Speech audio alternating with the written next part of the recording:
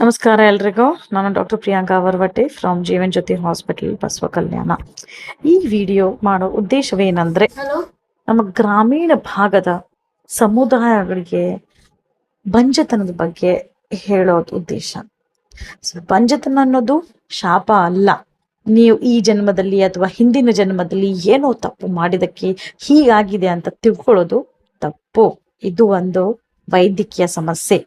ನಿಮಗೆ ಬಂಜತನ ಅನ್ನೋದು ಹಿಂದಿನ ಪಾಪಗಳ ಶಿಕ್ಷೆ ಅಂತ ಯಾರಾದರೂ ಹೇಳಿದ್ರೆ ನಿಜಾಂಶ ಏನು ಅನ್ನೋದು ತಿಳ್ಕೊಳ್ಳೋದು ಸಮಯ ಬಂದಿದೆ. ನಾನು ಇವತ್ತು ನಮ್ಮ ಗ್ರಾಮೀಣ ಸಮುದಾಯ ಜೊತೆ ನೇರವಾಗಿ ಮಾತಾಡೋದು ಬೇಕಂತ ಇಷ್ಟಪಡ್ತೀನಿ. ಬಂಜತನಕ್ಕೂ ಡಾಕ್ಟರ್ಗಳಿಂದ ಚಿಕಿತ್ಸೆ ಪಡೆಯಬಹುದು. ಆಧುನಿಕ ವೈದ್ಯಕೀಯ ಪರಿಹಾರಗಳಿವೆ. ಮಕ್ಕಳನ್ನು ಮೊದಲು ಸಾಧ್ಯ ಇದೆ ಎಂದು ಸಾಧ್ಯನೇ ಇಲ್ಲ ಅಂತ ತಿಳ್ಕೊಂಡವರಿಗೆ ಅದು ವೈದ್ಯಕೀಯ ಸಮಸ್ಯೆ ಪರಿಹಾರದಿಂದ ಹೆತ್ತವರು ಆಗಿರಬಹುದು. ಇದರ ಬಗ್ಗೆ ಮೌನವಾಗಿ ನರಳೋದನ್ನ ನಿಲ್ಲಿಸಿ, ನಿಮ್ಮನ್ನೇ ನೀವೇ